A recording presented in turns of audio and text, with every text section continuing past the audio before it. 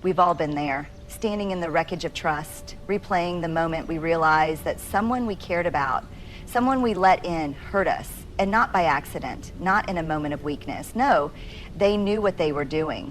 They calculated, they chose, and they did it anyway. And now, here they are, asking for a second chance. Let me tell you something, second chances are not a birthright. They are not a vending machine where someone inserts an apology and automatically gets access to you again. No. Second chances are for mistakes, not for intentional harm. It's easy to romanticize redemption, to believe that if we just give someone one more opportunity, they'll prove they've changed. But the truth is, some people don't change. Some people don't even regret what they did. They regret losing their place in your life.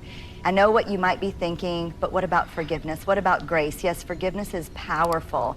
It's healing, but listen carefully. Forgiveness and a second chance are not the same thing. You can forgive someone without giving them a front row seat in your life. You can wish them well from a distance without inviting them back into the space they once shattered. Because here's what we forget in our rush to be kind. Your peace is just as important as their regret. People will show you who they are. Not once, not twice, but consistently. And when someone has demonstrated loudly, clearly, and with intent that they are capable of harming you, believe them. Don't excuse it. Don't rewrite the story in your mind. Don't let nostalgia or loneliness talk you into opening the door to a fire that already burned you once. This is not about bitterness. It's about boundaries. This is about respecting yourself enough to say, I deserve better. So when the apology comes, when the excuses start flowing, when they tell you they've changed, pause, look at the history, not just the words, and ask yourself, is this a person who truly values me, or is this a person who only values what they can get from me? Trust is one of the most fragile yet powerful things we can give to another person. It is the foundation of every meaningful relationship, whether it's with family, friends, partners, or colleagues. But trust is not something that should ever be handed out freely, nor is it something that someone is automatically entitled to just because of their role in our lives. There is a common misconception that trust should be granted simply because of shared history or connection. That just because someone is a family member, a longtime friend, or a significant other, they deserve your trust without question. But trust does not work that way. Trust is not a gift. It is a responsibility. And when someone intentionally breaks that trust, they do not get to demand it back just because they feel sorry or uncomfortable with the consequences of their actions. The truth is, trust is earned through consistency, honesty, and integrity. It is built over time, not restored overnight with a well-worded apology. Words are easy. Promises can be made in the heat of guilt. But trust requires proof. It requires action. It requires the person who broke it to do the difficult work of repairing what they damaged. And even then, it is entirely up to you whether you want to extend it again. Think about it this way. Imagine you lend someone a fragile, priceless object, something deeply important to you. They take it and instead of handling it with care, they deliberately throw it on the ground and shatter it into pieces. Then when they see your heartbreak, they pick up a few of the broken shards, hold them out to you and say, I'm sorry, trust me again. Would you hand them another precious object just because they said they were sorry? Or would you pause and ask yourself, what have they done to show me they will handle my trust differently this time? The reality is, people who break trust intentionally often do so because they believe they can get away with it. They count on the fact that you will feel obligated to give them another chance. They expect that you will overlook their actions because of love, loyalty, or guilt. But here's what they don't expect. You recognizing that trust is a privilege, not a right. When someone truly values you, they don't just ask for trust. They prove through their choices and behavior that they deserve it. They show up with consistency. They take accountability without making excuses. They acknowledge the pain they caused and commit to doing better, not just for you, but because they know it's the right thing to do. And even then, you still have the right to say, no, I choose to protect myself instead. Because at the end of the day, trust is not something you owe anyone. It is something they must earn every single day. And if someone has shattered it intentionally, they don't get to demand another chance. They have to live with the reality that their choices had consequences, and one of those consequences might just be losing you. Trust is one of the most valuable currencies in human relationships. It is not something that should be handed out freely, nor is it something that people are entitled to simply because of past connections or shared history. Trust is built brick by brick through consistent actions, honesty, and integrity. And once it is broken, especially when it's shattered intentionally, it cannot and should not be automatically restored just because someone says they're sorry. The problem is society often teaches us to be forgiving at our own expense. We are told that if we are kind, if we are good people, we should extend trust quickly and generously. We're made to feel guilty for questioning someone's motives or withholding a second chance. But let me ask you this: why should trust be given to someone who has already proven they don't value it? Why should they get back what they so carelessly threw away? Trust is not a light switch that can be flipped on and off whenever it's convenient.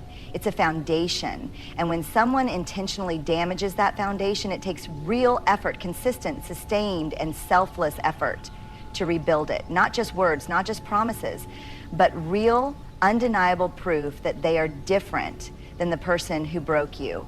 Too often, people want the benefits of trust without doing the work to earn it back. They want access to your life, your heart, your time, without acknowledging the cost of their actions. But the truth is, trust is not owed simply because someone asks for it. It is earned through repeated demonstrations of reliability, honesty, and care. And if someone truly values your trust, they will not demand it. They will work for it patiently and without expectation. So if someone has intentionally damaged you, if they have broken your trust with full awareness of their actions, do not feel obligated to give them a second chance. Protect your peace, guard your heart, and remember, trust is a privilege, not a right. Self-respect over second chances. When someone intentionally hurts you, the biggest mistake you can make is rushing to give them another opportunity to do it again. Self-respect means knowing when to walk away. It means recognizing that your worth is not tied to how forgiving you are, how many times you allow someone back in, or how much you're willing to endure in the name of love, loyalty, or history. The truth is, not everyone deserves a second chance. Not when they knowingly betrayed you, not when they made a choice fully aware of the consequences to hurt, deceive, or disrespect you. Self-respect means understanding that your well-being is more important than someone else's desire for redemption. But here's where people struggle. They confuse self-respect with selfishness. They believe that keeping toxic people at a distance is cruel, that setting boundaries is holding a grudge, that refusing to give someone a second chance makes them a bad person. Let me make this clear.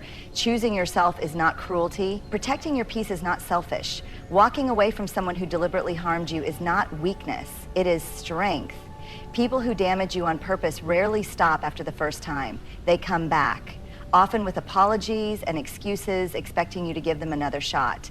And if you do, what you're really teaching them is that your boundaries are flexible, that your self-worth is negotiable, that they can break you, and as long as they say the right words afterward, they'll get another chance to do it again. Real self-respect is refusing to give them that opportunity.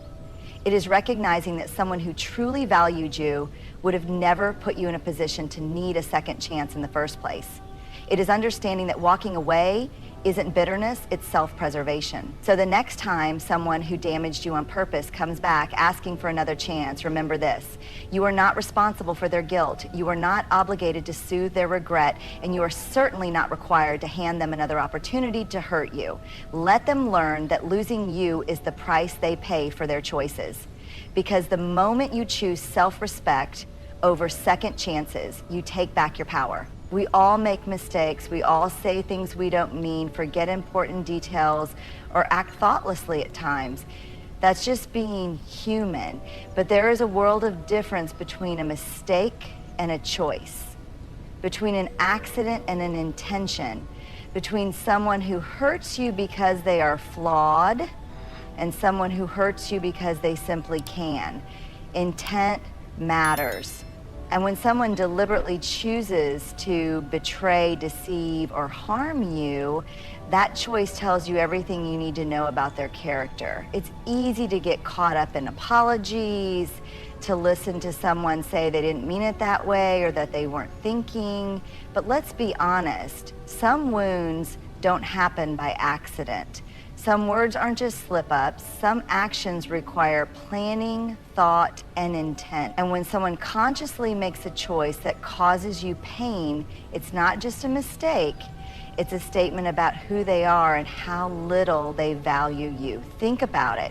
When a person lies to you, manipulates you, or betrays your trust, they aren't just acting on impulse. They are making a calculation.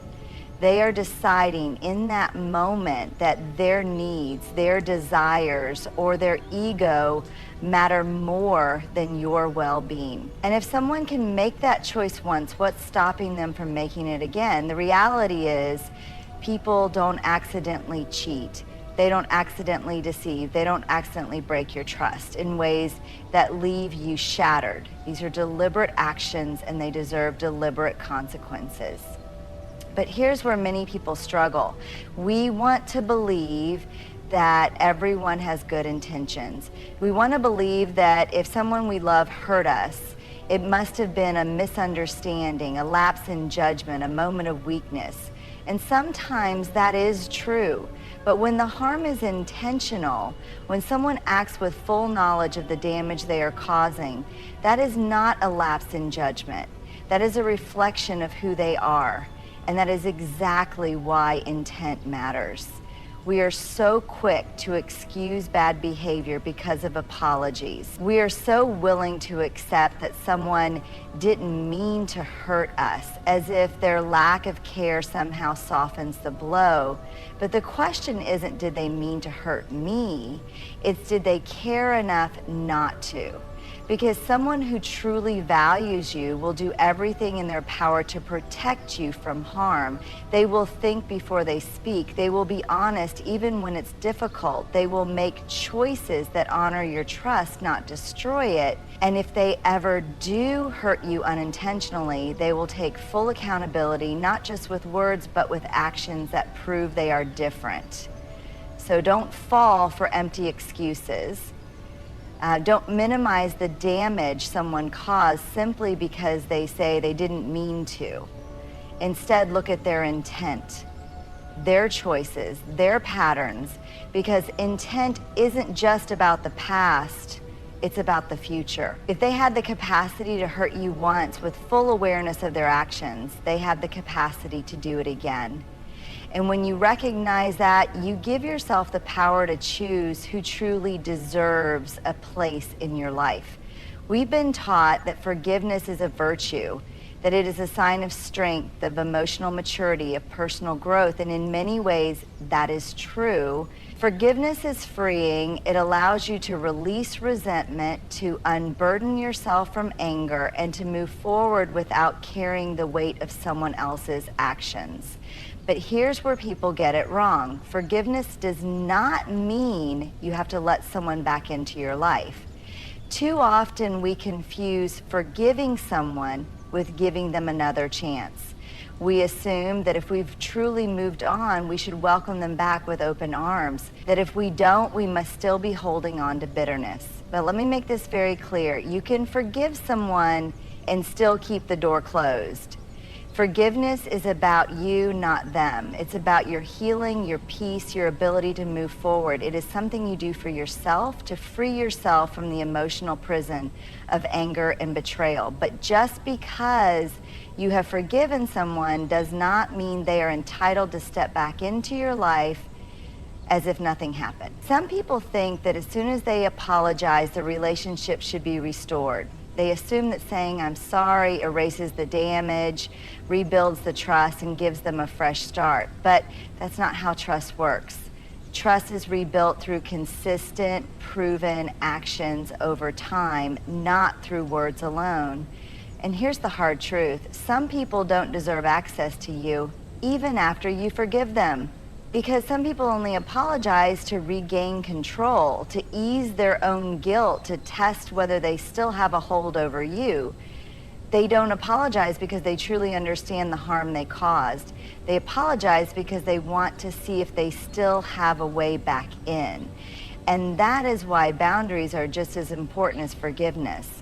Forgiveness means saying, I release the anger I have toward you, I am not going to let what you did define me. I am moving forward. But boundaries say, I will not allow you to hurt me again.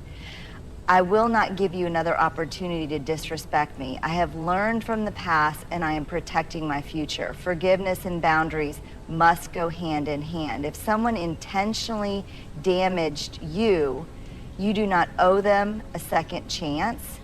You do not owe them space in your life, access to your heart, or an open door to return whenever they feel like it. You can wish them well, you can release the resentment, and you can still say, I am moving on without you. This is not about being bitter, it's about being wise. It's about recognizing that some people, no matter how much they say they've changed, have already shown you who they are, and you are under no obligation to give them another opportunity to prove it again. So forgive them if you must. Do it for yourself. Do it to let go of the pain. Do it so that their actions no longer have power over you, but never confuse forgiveness with access. Because some people deserve your forgiveness, but not your presence. Apologies are easy, words are cheap, anyone can say I'm sorry. But what truly reveals a person's character, what truly tells you whether someone has changed, is not what they say, it's what they do over time. Because the truth is, patterns speak louder than apologies. Too often we fall into the trap of listening to words instead of watching behavior. We hear someone say they regret hurting us, that they will never do it again, that they've learned their lesson, and we want to believe them. We want to believe that they see the damage they caused and that they are genuinely committed to doing better. But here's the thing. Real change doesn't happen in a conversation. It happens in a pattern of choices. If someone has hurt you, betrayed you, lied to you, or broken your trust, the question is not, did they apologize? The real question is, have they changed? And the only way to answer that question is by looking at their actions over time. Think about it this way. If a person sets fire to your house and then with tears in their eyes apologizes, does that automatically mean you hand them the matches again?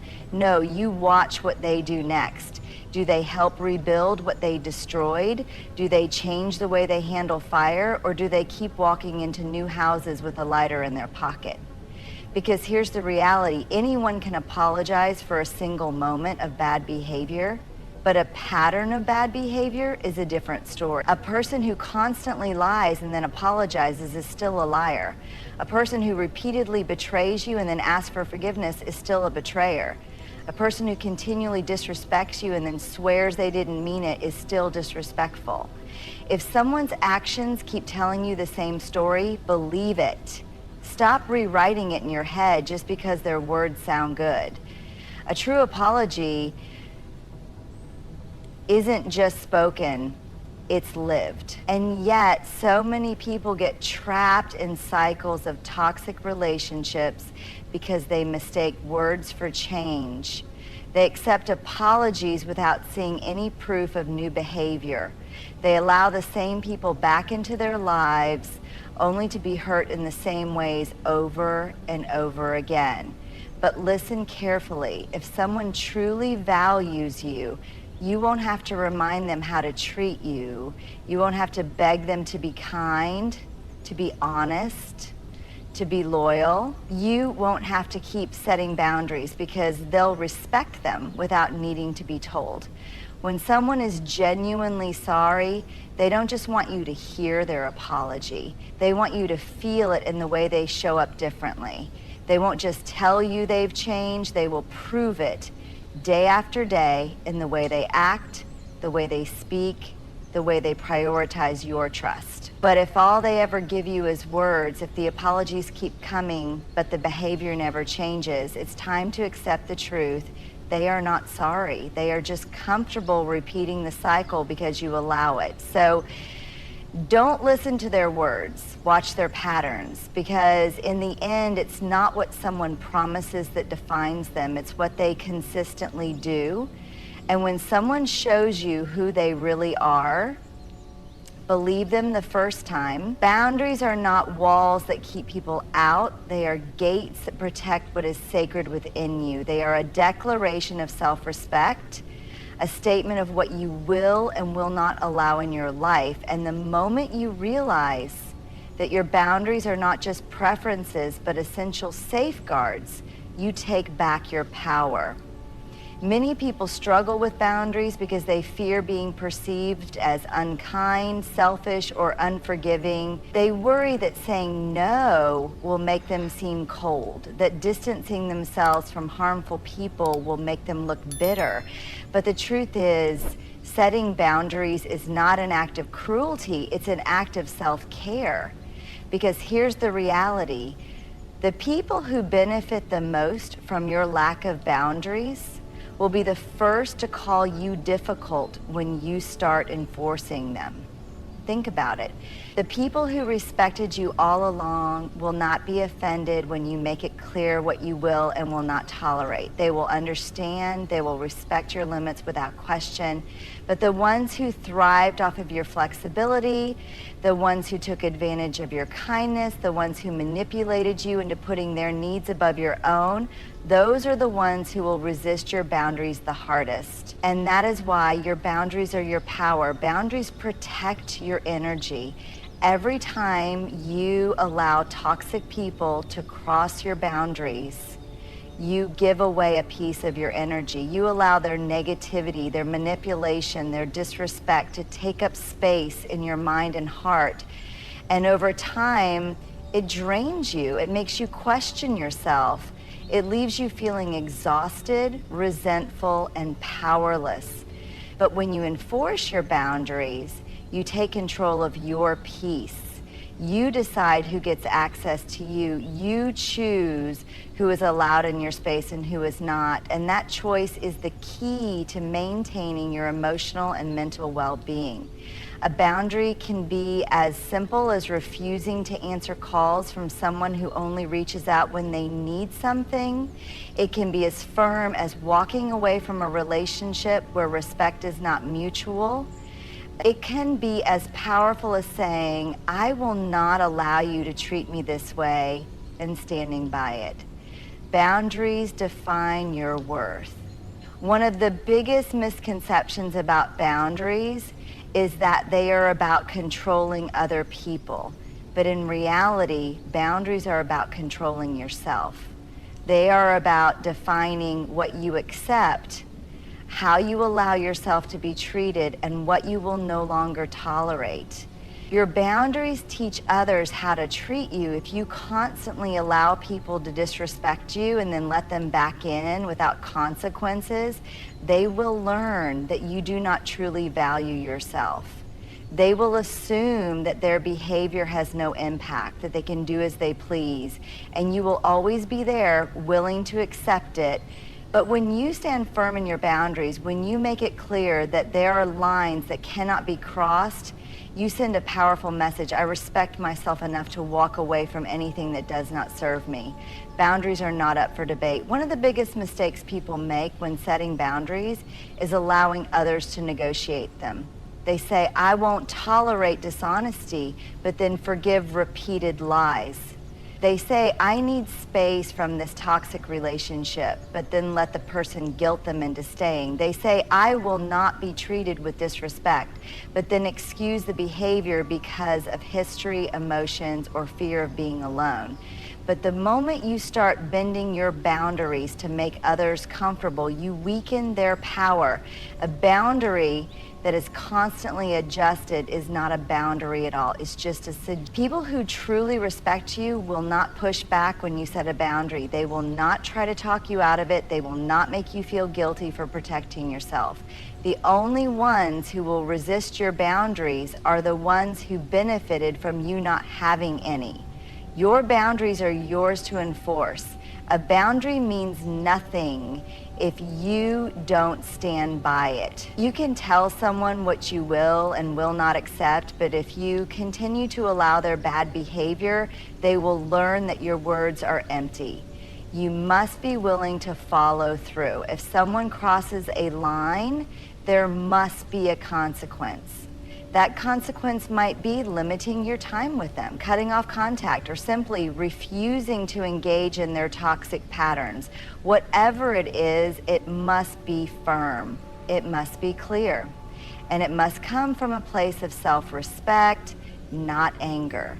Because boundaries are not about punishing others. They are about protecting yourself. Boundaries are a form of love. At the end of the day, the people who truly care about you will respect your boundaries without hesitation. They will not make you feel guilty for enforcing them. They will not demand explanations or try to manipulate you into lowering your standards. Instead, they will honor your needs because they value your well-being. And that is why your boundaries are your power. They are the difference between living on your own terms and being controlled by the expectations of others. They are the key to protecting your peace, maintaining your self-respect, and surrounding yourself with people who genuinely care for you. So don't be afraid to set boundaries. Don't feel guilty for enforcing them. And most importantly, never apologize for choosing yourself. Because the moment you recognize that your boundaries are not a burden, but a gift, you reclaim your power, and no one can take that away from you. At the heart of everything we've discussed, there is one undeniable truth.